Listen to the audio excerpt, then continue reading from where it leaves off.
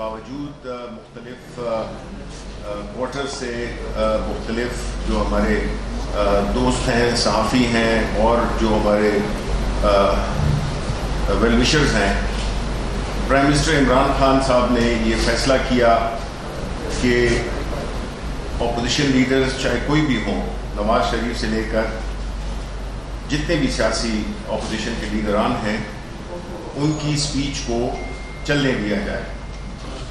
उनके हुक्म की तामील करते हुए हमने अपोजिशन लीडर्स की, जिसमें कि नवाज़ शरीफ साहब, आसिफ अली जरदारी साहब, बिलावल भुट्टो, एक रह गए फजल रहमान साहब, लेकिन उनकी तकरीर हमने नहीं रोकी।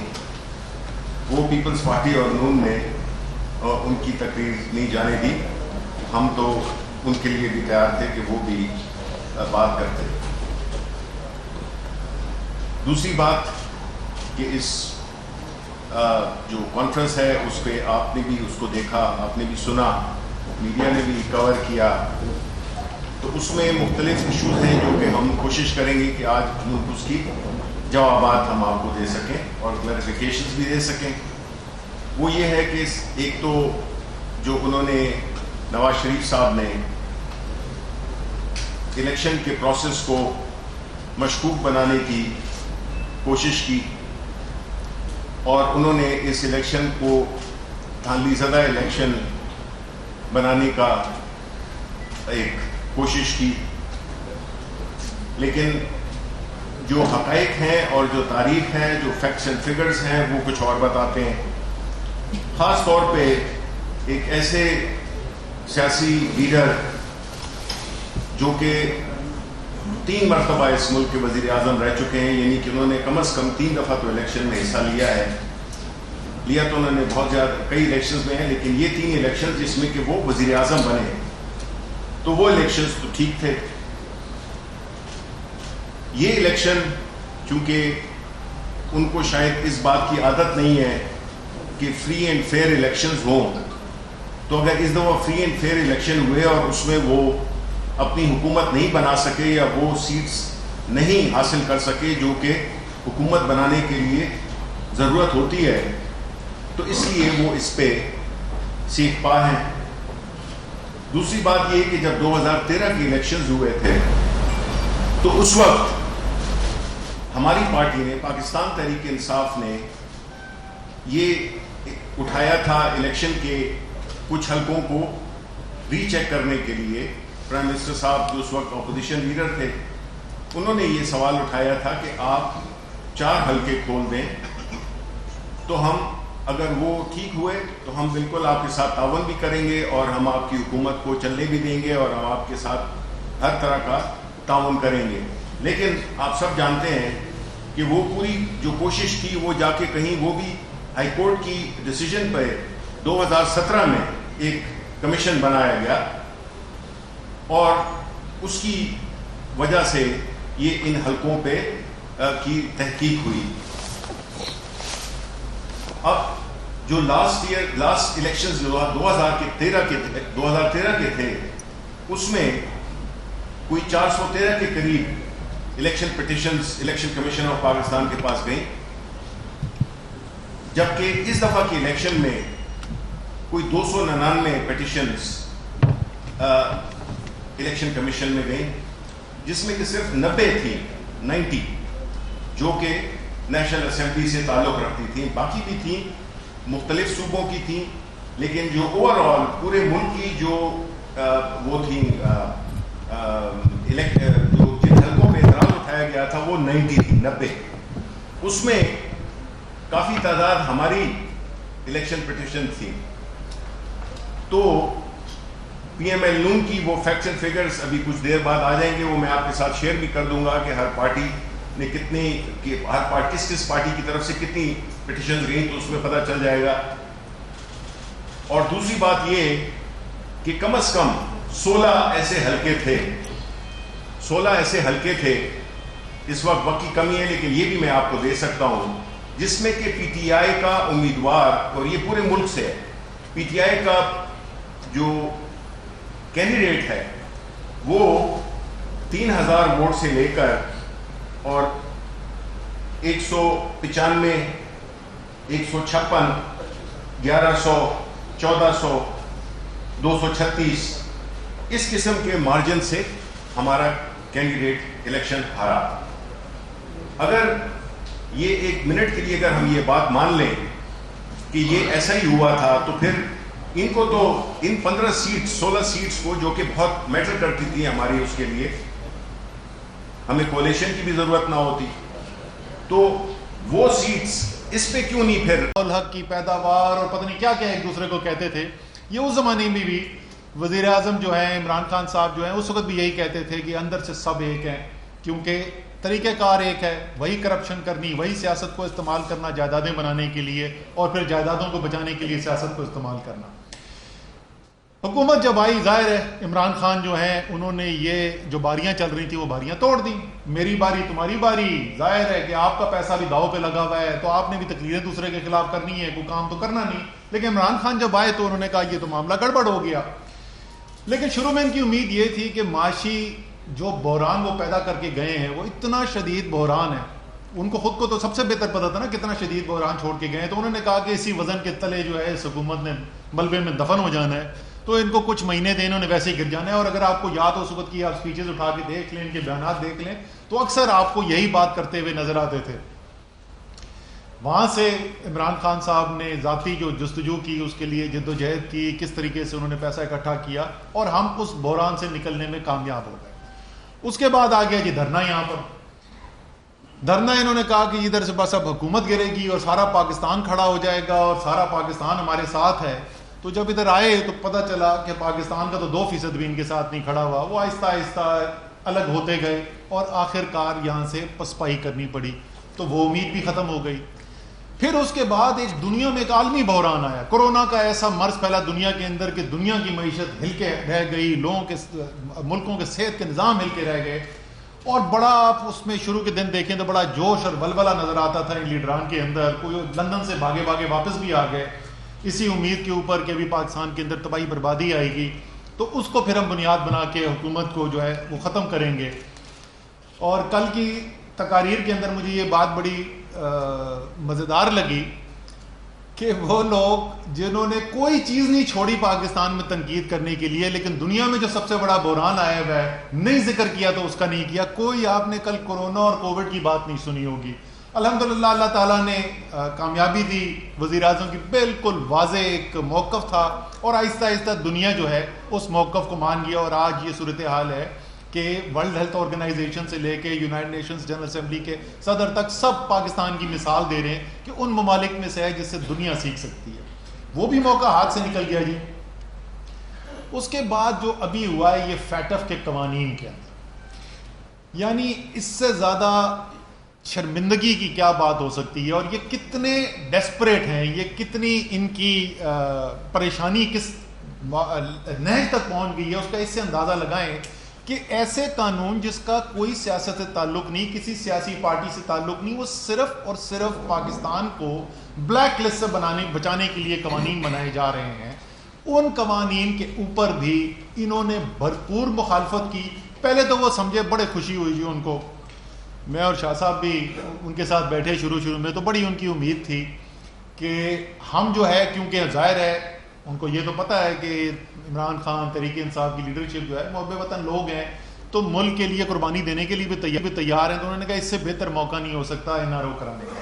تو وہ NRO جس سے وہ بولتے تھے ہم کبھی نہیں مانگیں گے اور بار بار پوچھتے تھے کون سا NRO, تو وہ NRO کی ایگزیکٹ شکل صورت انہوں نے قوم کے سامنے رکھ دی 34 ترامیم نیب قوانین کے اندر. انہوں نے کہا جی یہ کرو گے تو ہم فیٹف پہ سیدھا بلیک میلنگ, یہ کرو گے تو پاکستان کو بلیک لسٹ میں جانے سے بچائیں گے, ورنہ پاکستان بلیک لسٹ میں جاتا ہے تو جائے, ہمیں اپنی جائیدادیں بچانا ہمارے لیے زیادہ ضروری ہے. لیکن اس کے اندر بھی ان کو پے در پہ شکست ہوتی گئی اور صورتحال ان کو یہ نظر آئی کہ ان سے تو 200 ممبر جو اسمبلی, قومی اسمبلی اور سینٹ کے اندر ہیں وہ بھی نہیں ان سے سنبھالے جا رہے. تو ایک پینک جو ہے وہ ایک اور لیول کے اوپر ان کا پہنچ گیا اور اسی کے اندر ایک اینٹی منی لانڈرنگ قانون جو پاس ہوا ہے اس سے ظاہر ہے ان کی اپنی جو باہر منی لانڈرنگ کی ہوئی جائیدادیں ہیں اس کا بھی خطرہ ہے. تو یہ تو وجہ ہے کہ یہ کیوں اس وقت اتنے پینک میں، اور یہ اب کس طریقے سے چاروں طرف ہاتھ پیر مارنے کی کوشش کریں کہ کس طریقے سے ہم جس پریشانی کے اندر آ گئے اس سے نکلا جائے. لیکن یہ ان کے ساتھ ساتھ وہ دنیا کی قوتیں جو پاکستان کے خلاف ہیں، جو پاکستان سے دشمنی رکھتی ہیں، ان کے لیے بھی ایک بڑی خطرناک صورتحال پیدا ہوتی جا رہی ہے. اور وہ کیا ہے؟ کون سے علاقے ہیں جہاں پر انہوں نے بھارت میں خصوصی طور پر اور دوسرے اس کے علاوہ وہ ممالک جو پاکستان سے مخامست رکھتے ہیں، انہوں نے کہاں کہاں پریشانی پیدا کرنے کی کوشش کی ہے. فاٹا بہت بڑا ایک ہمارے لیے چیلنج ہوا کرتا تھا. الحمدللہ پاکستان کی فوج نے آپریشن کیا اور سیاسی طور پر فاٹا کو پاکستان کا حصہ بنایا گیا.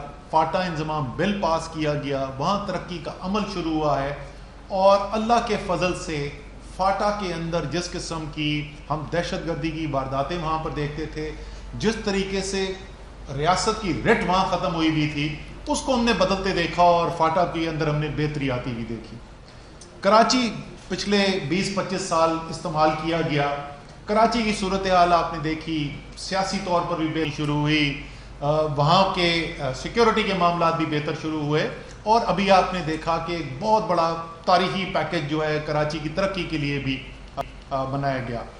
بلوچستان جہاں پر ابھی بھی دہشت گردی جاری ہے، جہاں پر پورے یہ ان کا زور ہے پاکستان مخالف قوتوں کا، تو وہاں پر بھی آپ کو پتہ ہے کہ خصوصی پیکج وزیر اعظم نے کہا ہے کہ بلوچستان کے لیے بنایا گیا، اور انشاءاللہ اگلے 2-3 ہفتوں کے اندر اس کا بھی اعلان کر دیا جائے گا. ایک بہت بڑا پیکج، اور بلوچستان کے بھی جو سب سے پسماندہ علاقے ہیں تاکہ بلوچوں کو ان کا حق دیا جائے، تو وہاں پر بھی.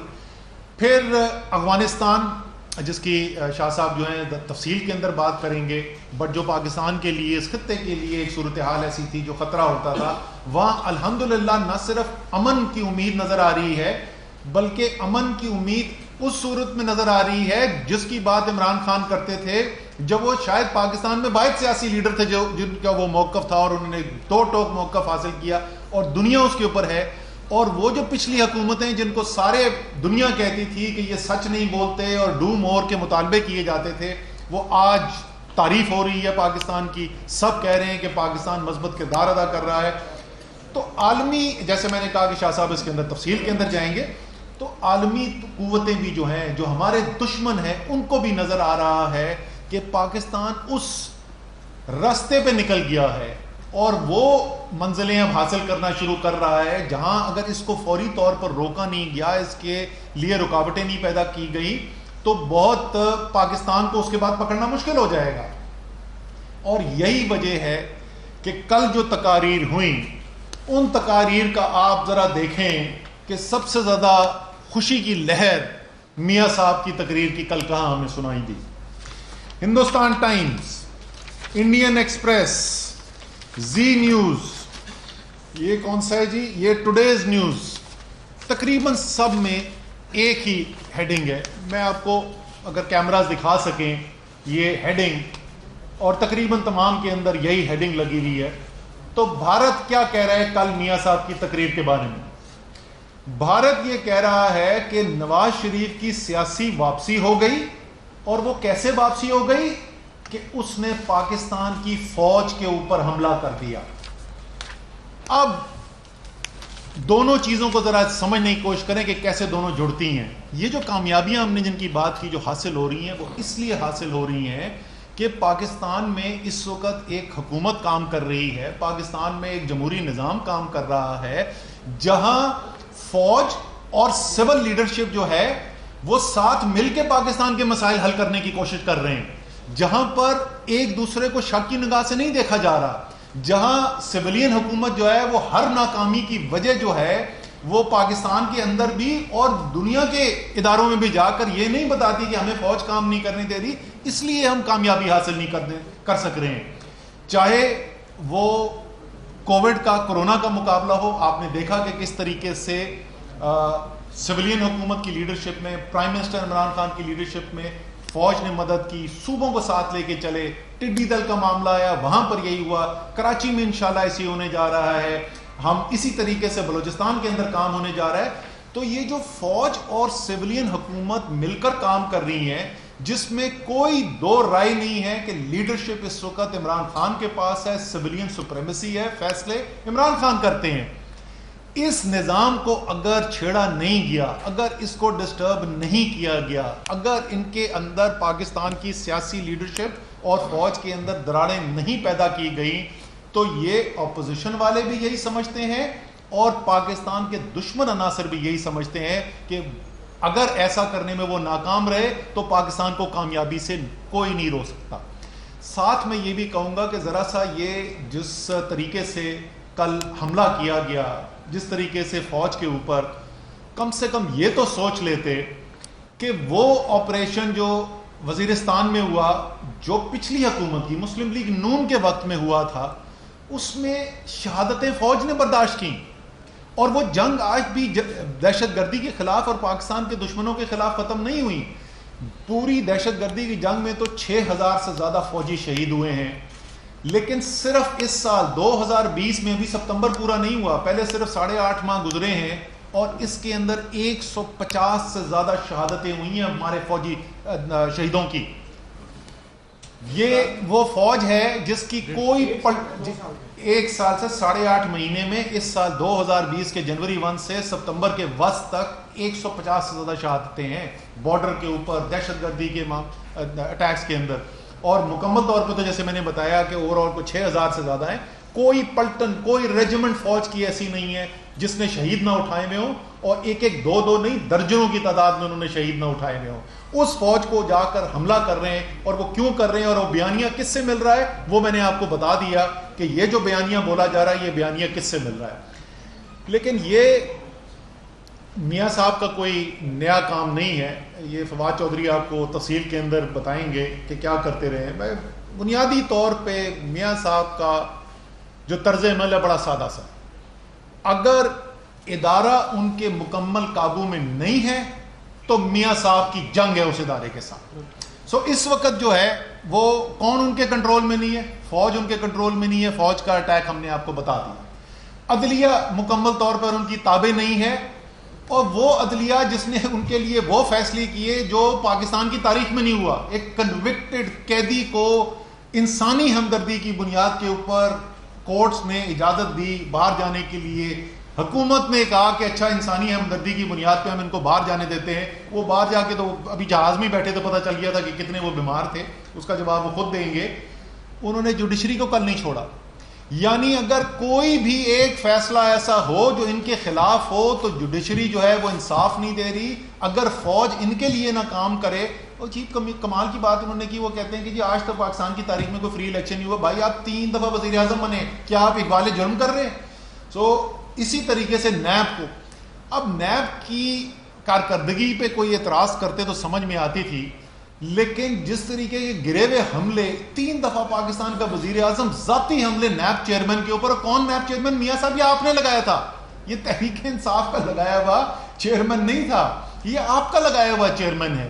تو انہوں نے کسی ادارے کو نہیں چھوڑا. وہ کہہ رہے ہیں کہ یا, اور جو ان کی پرانی خواہش ہے وہ 90 کی دہائی کی امیر المومنین بننے کی خواہش ہی, جو قانون میاں صاحب کے آڑے آتا ہے وہ قانون ختم کر دیا جائے, جو ادارہ آزاد قانون کی بنیاد کے اوپر, آئین کی بنیاد کے اوپر کام کرے وہ ادارہ تباہ کر دیا جائے. وہی ان کی سیاست جو ہے وہ چل رہی ہے, اور آج تک بھی وہی سیاست ان کی آج بھی چل رہی ہے. اور اسی کی تفصیل میں بتانے کے لیے میں درخواست کروں گا فواد چودھری صاحب سے کہ وہ ذرا سا اور لوگوں کو یاد دلائیں, خاص طور پہ نوجوانوں کو جنہوں نے وہ نہیں دیکھا, کہ میاں صاحب کی سیاست کا سفر کیا گزرا ہے. جی بسم اللہ الرحمن الرحیم.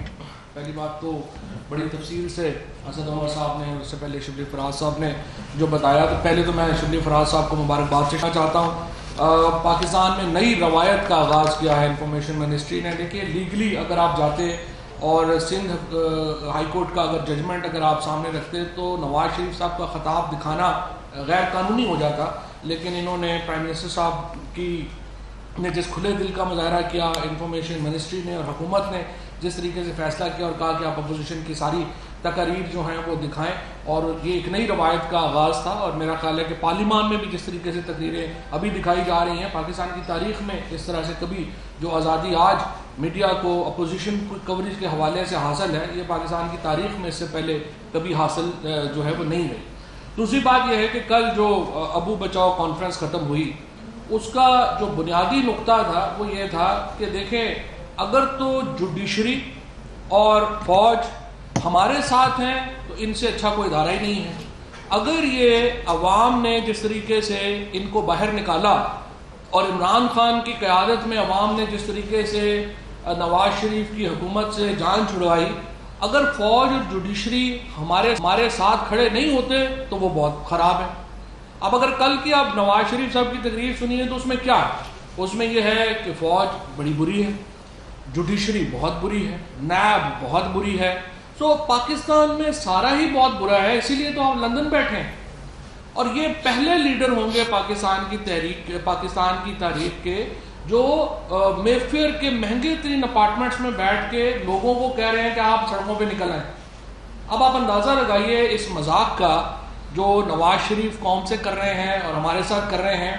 اور پہلی بات تو یہ ہے کہ ہمیں اپنی غلطی ماننی چاہیے، اور وہ غلطی یہ تھی کہ ہم نے جس طریقے سے وہ باہر گئے اس طریقے سے ہم نے کوشش تو کی، 7 ارب روپے کا ہم نے بانڈ رکھا کہ کم از کم مجھے تو خیر پہلے دن سے پتا تھا انہوں نے واپس نہیں آنا، اسد بھائی نہیں مان رہے تھے، کہہ رہے تھے آ جائیں گے، اور باقی لوگ جو ہے وہ کہہ رہے تھے کہ آ جائیں گے، لیکن اب ایشو یہ ہے کہ ہمیں پتا تھا کہ انہوں نے واپس نہیں آنا، اسی لیے ہم نے 7 ارب روپے کا بانڈ جو ہے وہ رکھا تھا، اور وہ 7 ارب کا بانڈ اب اسی جوڈیشری نے جس کو وہ کل تنقید کا نشانہ بنا رہے ہیں، اسی جوڈیشری نے ریلیکس کیا تھا، اور اسی جوڈیشری نے کہا تھا کہ نہیں شہباز شریف جو ہے اس کے اوپر چلے جائیں۔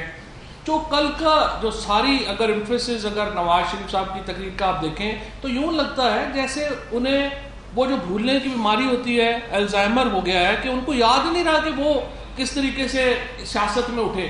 یعنی پہلا الیکشن جو انہوں نے لڑا 1979 میں تحریک استقلال کے ٹکٹ پہ، نواز شریف تو کونسلر کا الیکشن ہار گئے تھے گوال منڈی سے۔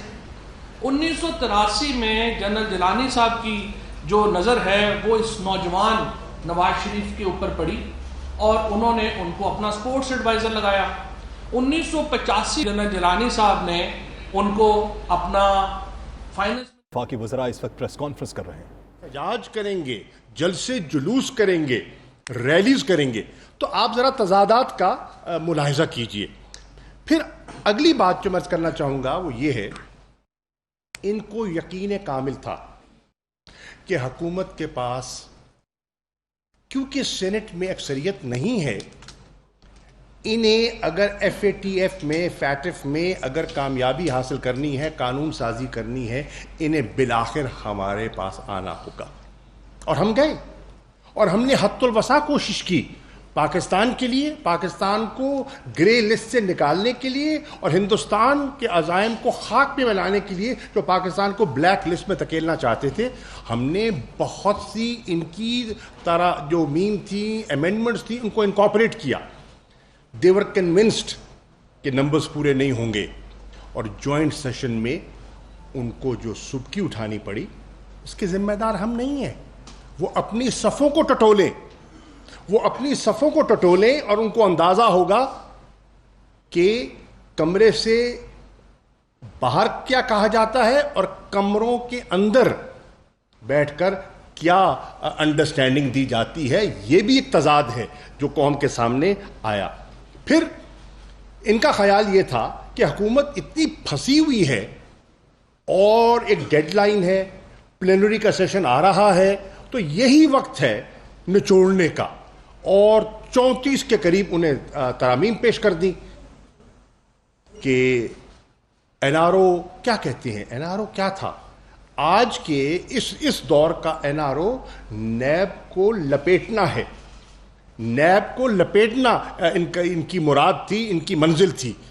جب انہیں یہ واضح ہو گیا کہ عمران خان اس پر تیار کسی صورت نہیں ہوں گے، تو انہوں نے اپنی حکمت عملی پر نظر ثانی کی۔ اب دوسری بات جو میں عرض کرنا چاہتا ہوں وہ ٹائمنگ کی ہے۔ وہ ٹائمنگ اس لیے ہے کہ हुकूमत को तो अब तकरीबन 2 साल से कुछ अरसा ज़्यादा हुआ। अब ये 2 साल के बाद यकलख ये जो आज आप जोश देख रहे हैं, जो एक नया जोबन और नया उभार देख रहे हैं, उसकी वजह क्या है?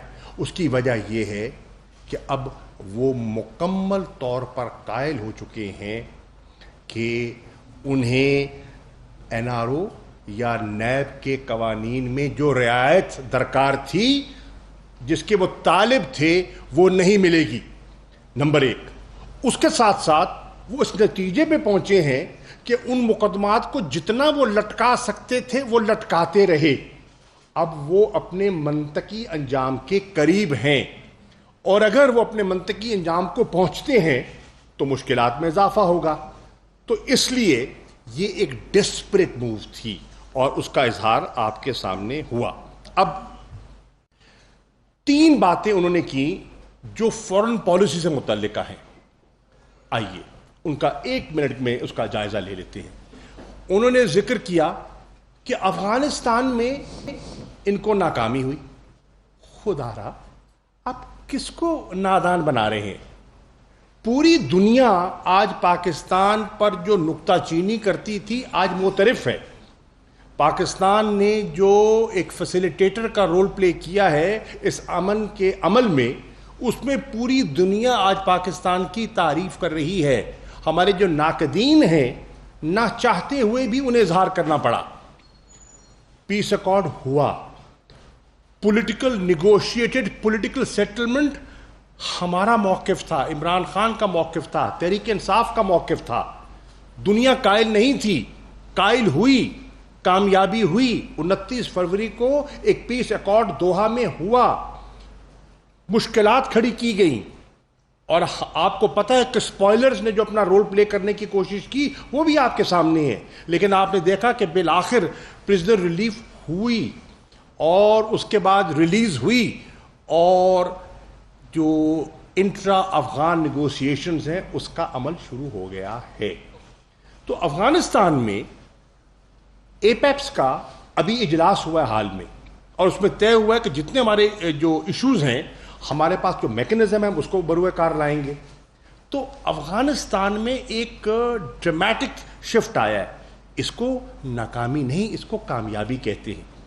दूसरी बात उन्होंने की कश्मीर पे, जरा आप उठा के देख लीजिए और प्लीज मुताला कीजिए कि ये कई साल हुकूमत में रहे, कितनी शदोमत से इनने कश्मीर का मसला उठाया और कहां कहां उठाया, और इमरान खान ने किस मौसर अंदाज में जनरल असेंबली में कश्मीर का मुकदमा पेश किया।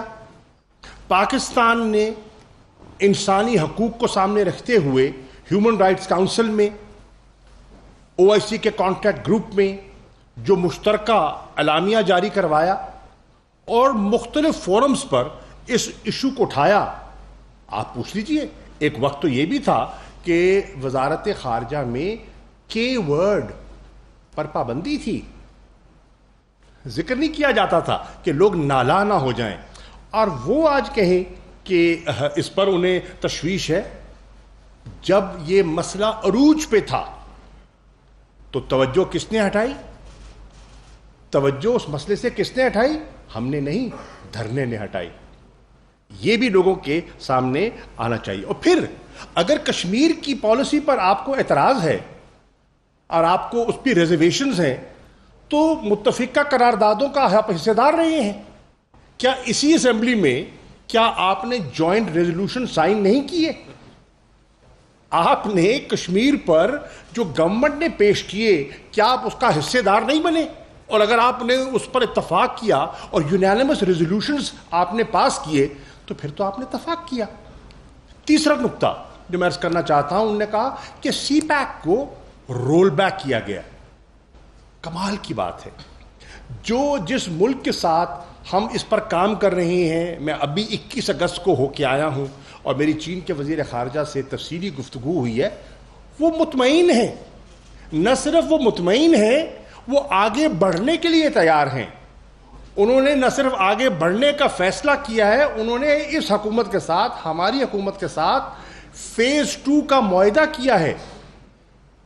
चलिए फेज 1 तो चल रहा था जो इंफ्रास्ट्रक्चर से ताल्लुक था जिसका, लेकिन इंडस्ट्रियल रिलोकेशन है, एग्रीकल्चर प्रोडक्टिविटी है, अपना जो नए 2 जॉइंट वर्किंग ग्रुप्स बने हैं एग्रीकल्चर का, साइंस एंड टेक्नोलॉजी का, ये कब हुआ है?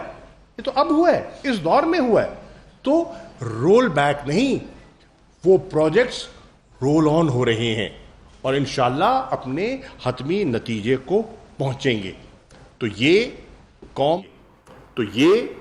कौम को बिल्कुल किसी शक व शुबे में नहीं रहना चाहिए कि हाथी के दांत दिखाने की ओर, चबाने की ओर, और ये जो दिखा रहे हैं और जमहूरियत का इनको आज दर्द दिखाई दे रहा है, ये जमहूरियत का दर्द नहीं है, ये दर्द कोई और है। ये मुल्क का दर्द कम है और ज़ात का दर्द ज्यादा है, और इस पे लोगों को, पाकिस्तान के लोग बाशऊर हैं, पाकिस्तान के लोग सुनते सबकी हैं, फैसला खुद करते हैं। उनकी गुफ्तगू भी सुनी, हमारी भी सुन रहे हैं, और तराजू में रख के तोलेंगे और तोल कर फैसला करेंगे किस बात में वजन है। और मुझे यकीन है जब वो तोल के बोलेंगे तो वो पाकिस्तान के मफाद में फैसला करेंगे। शुक्रिया। एक-एक करके कर लेते हैं, एक-एक करके।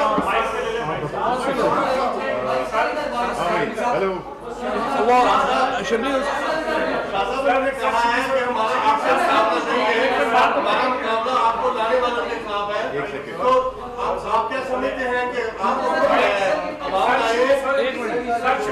एक सवाल एक जवाब दे दो, एक एक करके लेना भाईजान। मैं जवाब देता हूँ, मैं जवाब सवाल समझ लिया।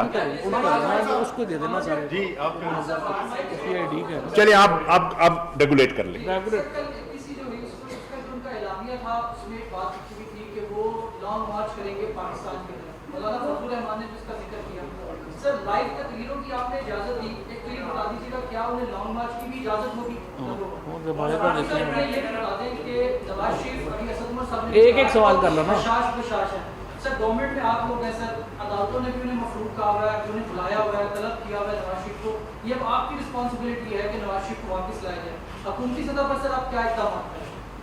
पहली बात तो यह है कि हमारी जिम्मेदारी, आपने सही निशानदेही की है, ज़रूर होगी। क्या उनकी इखलाकी जिम्मेदारी नहीं है? क्या वो अदालत को ये तासुर देकर नहीं गए थे? और उस वक्त क्या पूरा एक कैंपेन नहीं बनाई गई थी कि अगर फिल फॉर वो नहीं जाते तो उनकी जान को खतरा है? यही था ना। प्लेटलेट्स आपके सामने रोज उनका काउंट आता था कि वो इस हद तक गिर गए हैं कि उनकी जान को खतरा है।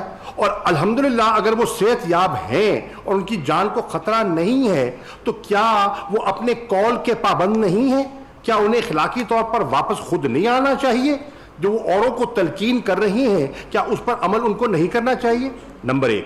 नंबर 2, आपका दूसरा सवाल का है, देखिए वो उन्होंने तारीख जो उसकी दी है वो दी है जनवरी 2021, ठीक है, उन बकौल उनके। तो अभी तो उसमें कई तवील रातें हैं अंदर, और आपको पता है कि कई दफ़ा वो फैसलों पर नज़रसानी भी फरमा लेते हैं। सवाल ये है कि माजी में भी वो, मैं अर्ज कर चुका पहले कि हाथी के दांत दिखाने की और चबाने की ओर, वो कई किस्म की बातें करते रहे हैं। और फिर जिन आपने सवाल किया था कि उनका इशारा किसकी तरफ है, देखिए हम समझते हैं कि पाकिस्तान के लोगों ने अपने वोट के ज़रिए इस हुकूमत को इलेक्ट किया है। हम वोटों से आए हैं, हम चोर दरवाजे से नहीं आए, मुंतखब होकर आए हैं, और पाकिस्तान के लोगों ने एक वाज़ेह मैंडेट दिया है। मैं समझता हूं कि कल उन्होंने उन लाखों वोटर्स की तस्दीक की है, 1,70,00,000 जैसे आप कह रहे हैं, उन लोगों की तस्दीक की है, उनके सियासी शऊर पर सवालिया निशान खड़ा किया है, और ये दुरुस्त नहीं है। कादर कर हाँ जी, के साथ पार्लियामानी रहनुमाओं की एक मुलाकात हुई और इत्तलाफ के मुताबिक आप इस मुलाकात में मौजूद थे। बंद कमरे इजलास में कुछ और मौका बनाया जाता है अपोजिशन रहनुमाओं की जानिब से, और जैसे उस कमरे से बाहर निकलते हैं, जैसे APC में आए, तो तो सारा मौका भी बिल्कुल उलट हो गया। आप क्या कहेंगे इस सारे मामले में कि बंद कमरे इजलास में मौका बिल्कुल अलग है और बाहर निकल के मैं तो जी देखिए, मैं पहले अर्ज कर चुका हूँ, उसकी एक और आपको मिसाल देता हूँ। उसकी मिसाल मैं उस दिन देता हूँ जिस दिन जॉइंट सेशन हो रहा था। बिल सेनेट में जाता है, सेनेट उसको रेफर करती है टू द स्टैंडिंग कमेटी जो लॉ एंड जस्टिस की है। उस स्टैंडिंग कमेटी में अक्सरियत जो है उस बिल को पास करती है जिसमें वो मौजूद है। एक फोन कॉल आती है और इजलास में जाकर उसी सेनेट में, उसी स्टैंडिंग कमेटी जहां वोट हक में दे के आए होते हैं, इजलास में जाके उसके खिलाफ वोट करते हैं। तो ये है जो उनका अमल और ये किरदार आपके सामने है। और बाकी जो वहां गुफ्तगू हुई वो फिर मेरा ख्याल है आप बहुत से पर्दा नशीन हैं, उनको बेनकाब ना ही करें तो बेहतर है। साहब ये बताएं कि एक तो कमीशन की रिपोर्ट को मंजर-ए-आम पर लाया जाए।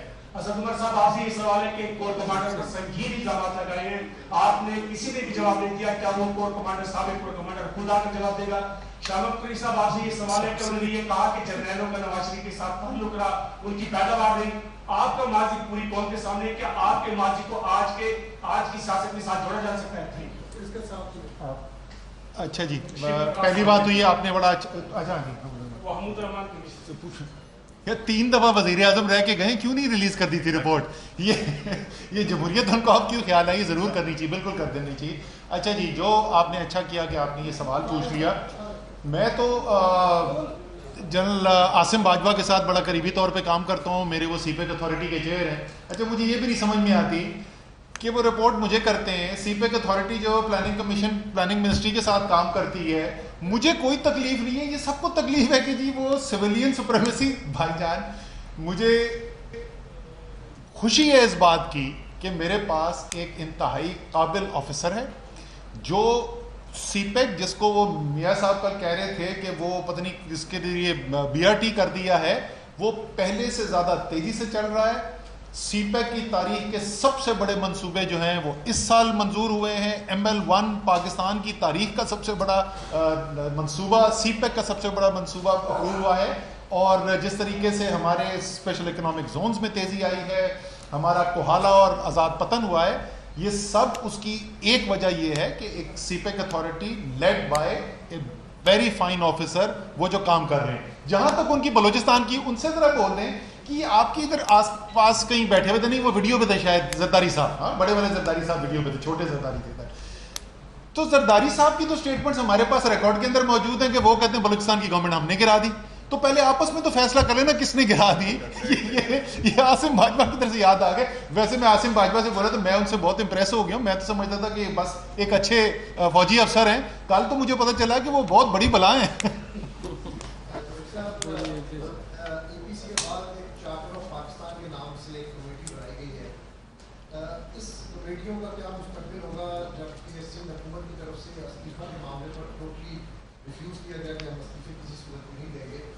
क्या ये दरारें पड़ेंगी मुस्तकबिल में, ये इकट्ठे रह सकेंगे?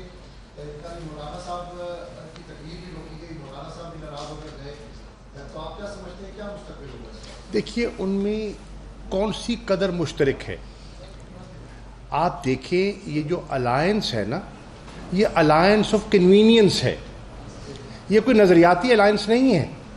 नज़रियाती तौर पर तो ये एक दूसरे के सफरा रहे हैं।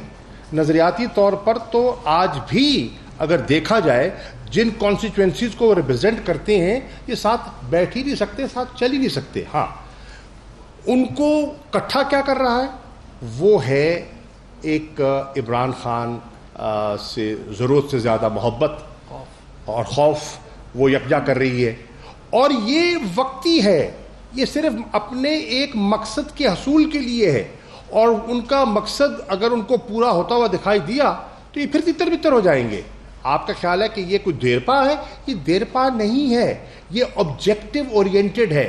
एक नंबर 2, आप कह रहे हैं कि ये असूलों की बात, असूलों पे तो आप बात करें तो वोट पूरे कितने होते हैं اور کھڑے کتنے ہوتے ہیں اور گنتی ہوتی ہے تو کتنے نظر آتے ہیں. تو پھر اب یہ بتائیں, پھر ان کے خلاف کارروائی ہونی تھی, ان سینیٹرز کے خلاف جنہوں نے ان کے بقول ان کی پیٹھ میں چھرا گھونپا. ان کے بارے میں پوچھنا چاہوں گا, بڑی کمیٹی بنی تھی نا, جیسے آپ نے کہا کمیٹی بنی ہے جی, اس کمیٹی نے کیا فیصلہ کیا؟ کارروائی ہونی تھی نا. کس کے خلاف ڈسپلنری ایکشن ہوا؟ سینٹ میں خیبر پختونخوا میں جب پی ٹی آئی کے کچھ ممبران نے نامناسب حرکت کی جو کہ پارٹی کے انٹرسٹ کے منافی تھی, اصولوں کے منافی تھی, 20 sitting elected M Ps کو اٹھا کے باہر کیا. آپ نے ایک کو کیا نہیں کیا. سو میں عرض کر رہا ہوں یہ گفتگو ان کی اور ہے اور عمل ان کا اور ہے. اچھا ایک سیکنڈ آپ نے ایک ساتھ میں مینشن کیا کہ فضل الرحمان صاحب کی, مولانا فضل الرحمان کی تقریر ہم نے نہیں دکھائی. I just want to correct the record, یہ ہم نہیں تھے. یہ سوال آپ پی ایم ایل نون اور پیپلز پارٹی سے پوچھیں جو آرگنائز کر رہے تھے. ہمارا کوئی اس سے لینا دینا نہیں تھا. آپ ہی کا میڈیا نشر کر چکا ہے اور وہ فوٹیجز بھی دکھا چکا ہے جس میں کہ مولانا صاحب نے ان سے پروٹیسٹ کیا ہے, ہم سے نہیں کیا. شاہ صاحب ایک ایسے وقت میں جب آپ جی بی کے حوالے سے اور کشمیر کے حوالے سے فیصلہ کرنے جا رہے ہیں, آپ سمجھتے ہیں کہ یہ اے پی سی شاید اسی لیے تھی کہ وہ کچھ گین کرنا چاہتے ہیں اس حوالے سے, کچھ لے دین کرنا چاہتے ہیں, اور کل کے اے پی سی کے حوالے سے یہ بتا دیں کہ گین کس نے کیا, فوج کے خلاف اتنا بول کے آپ لوگوں کو مضبوط نہیں کیا گیا؟ دیکھیے پہلی بات تو یہ ہے کہ یہ تو وقت بتائے گا کہ انہوں نے حاصل کیا کیا ہے اور کھویا کیا ہے, یہ وقت بتائے گا. کئی دفعہ جذباتی گفتگو وقتی طور پر تو بہت اچھی لگتی ہے لیکن اس کے دیر پا نتائج بھی ہوتے ہیں. انہوں نے کل مجھے بتائیے کس ادارے کو بخشا, مجھے ایک ادارہ بتائیے نا. انہوں نے اس کو تنقید کا نشانہ بنایا, انہوں نے جوڈیشری کو تنقید کا نشانہ بنایا, انہوں نے الیکشن کمیشن کو تنقید کا نشانہ بنایا, انہوں نے نیب کو تنقید کا نشانہ بنایا. مجھے بتائیے کون سا اسٹیٹ انسٹیٹیوشن ہے جس کو کانسٹیٹیوشنل پروٹیکشن بھی ہے جس کو انہوں نے نشانہ نہیں بنایا؟ اس سے اگر آپ سمجھتے ہیں کہ انہوں نے دل جیتے ہیں تو ان کو مبارک ہو. جی بی کے حوالے سے, ہاں جی بی کے حوالے سے دیکھیے ہم نے واضح طور پر کہا ہے, ہم نے نہ نیب کے بارے میں نہ کسی اور بارے میں سودے بازی نہ کرنی ہے نہ کریں گے. گلگت بلتستان کے لوگوں کی ایک خواہش ہے, آج سے نہیں درینہ خواہش ہے کہ ان کا اپنا ایک تشخص ہونا چاہیے, وہ آئیڈینٹی چاہتے ہیں. اس کے لیے ہم نے کہا کہ مل بیٹھ کر ہم اس پر ایک اتفاق رائے پیدا کر لیں کہ ان کی خواہش بھی پوری ہو جائے اور اس سے بڑھ کر ہمارا جو کشمیر کا موقف ہے جس میں ہمیں آزاد کشمیر کی حکومت کو بھی آن بورڈ لینا تھا اور لیا اور لیں گے, اور اس کے ساتھ ساتھ ہم ایک نیشنل کنسنسس بھی بنائیں گے. اس پر پیپلز پارٹی ماضی میں باتیں کرتی رہی, کچھ اقدامات انہوں نے اٹھائے. نواز شریف صاحب کے دور میں سرتاج عزیز صاحب کی سربراہی میں ایک کمیٹی بنائی گئی, اس کمیٹی کی رپورٹ آپ کے سامنے ہے, اس کا ملاحظہ کر سکتے ہیں. تو اس سب کو سامنے رکھتے ہوئے ہم دیکھنا چاہیں گے کہ, اور یہ بھی ہمارے علم میں ہے کہ وہاں کچھ قوتیں ہیں جو پاکستان کے مخالف قوتیں ہیں اور وہ اس کو ہوا دے رہی ہیں اس سینٹیمنٹ کو, اور وہ وہاں پیچیدگیاں پیدا کرنا چاہتی ہیں. اس کی بہت سی وجوہات ہیں, وہاں وہ سب نیشنلزم کو ہوا دینا چاہ رہی ہیں. تو ان کے عزائم اپنی جگہ اور پاکستان کے مفادات اپنی جگہ. ہم اس پر کھلے دل سے بیٹھ کر گفتگو کرنے کے لیے تیار تھے تاکہ اس پر ایک نیشنل کنسنسس ہو سکے اور ہم آگے بڑھ سکیں.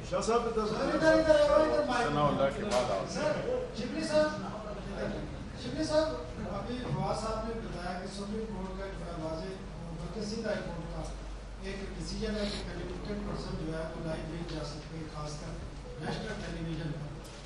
تو یہ پیمرا کو کس نے ڈائریکشن دی اس چیز کو روکا جائے؟ پرائم منسٹر پیمرا کو ڈائریکشن دے سکتے ہیں؟ کوئی لا ایسا موجود ہے کہ اس کو روکا جائے؟ اور پیمرا نے کیوں نہیں ایکشن لیا جب سندھ ہائی کورٹ کا ڈیسیجن ہے پیمرا لیتا ہے؟ دوسرا سوال میرا ایک اور ہے شاہ صاحب سے. शाह साहब, आज आर्मी चीफ ने आपसे और प्राइम मिनिस्टर से मीटिंग की है प्रेस कॉन्फ्रेंस के दौरान, उसका एजेंडा क्या था?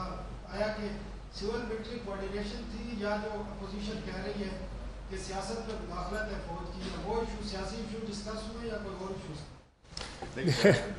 सर मैं आप कहना चाहेंगे कुछ? मैं सर ये जो पहला सवाल उन्होंने पेमरा का किया जी, हमने एक्शन देखें। पहली बात तो ये कि ये एक पॉलिटिकल फैसला जो कि हम लेते हैं, हमने पेमरा को हम ये जो लॉ है वो कोट करके हम उनको रोक सकते थे, लेकिन हम ये समझते हैं, ये सवाल आप हमसे पूछते हैं कि जी आपने नवाज शरीफ को जाने क्यों दिया, तो ये तो एक ऐसी सिचुएशन है जिसमें कि अगर हम फुल कानून की अमलदारी करें तो फिर भी हमारी जान नहीं छूटती। और अगर नहीं, लेकिन कितनी अजीब और खुशी की बात है कि मीडिया कह रहा है कि सेंसर करना चाहिए और हम कह रहे हैं नहीं करना। आप ये देखिए, आपने यही कहा ना, ठीक है सनाउल्लाह, ठीक है तूने, ठीक है, नहीं कोई बात नहीं, हम नहीं सेंसर कर रहे।